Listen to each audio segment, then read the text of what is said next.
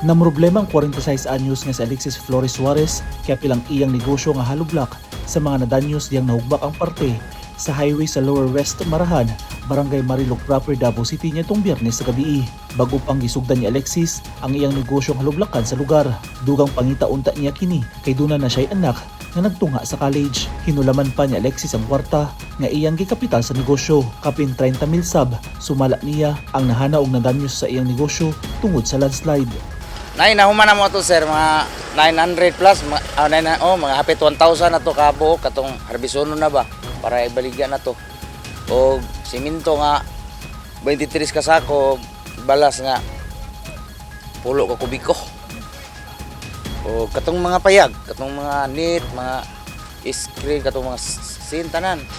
Patman to ka kwarto, so kibali, o akong blansi-blansihon, mga sobra yung 30. Dami sa ato. Plano ni Alexis nga ibalhin na lang sa laing lugar sa Marahan ang iyang pagnegosyo og halublak. Mao gini akong naunaan sir, ibalhin gyud nako kung makahiram na po ko, makapangita na po ko kapital kay sa pagkakaroon sir, murag naglisod gid mi karon kay daghan kay mga problema diri. Tungod sab sa landslide, apektado ang negosyong kapihan ni Romeo Ripalda. Ang kapihan nga negosyo mao'y nakasustener sa panginahanglanon sa pamilya ni Romeo. Kusog oy.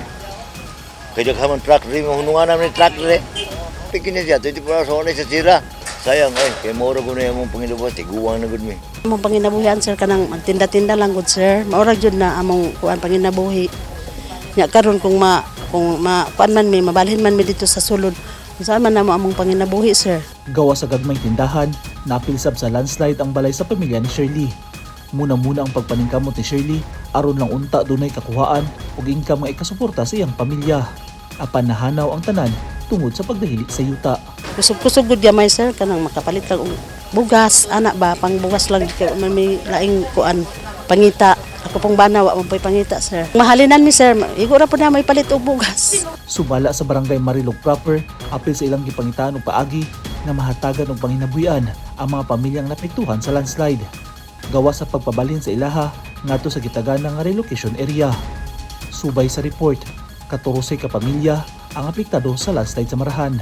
So sila gyud ang atong mga affected families ginaano pa sa CSWDO kung unsa pa gyud ang pwede mahatag sa ilaha. Pero as of now gina-priority nato ang ilahang food, ang ilahang tubig. Naningkamot karon ang mga gagmayng negosyante nga makanegosyo gihapon dapin sa highway luyo sa nahitabo sa lugar.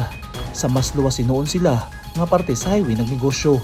Sanglit, ginid-an na sila makapaduol sa nahugmak nga porsyon sa Davao Bukidnon Road alang sa ilang kaluwasan. Eugene Hinutan, Newsline Philippines. Stay safe.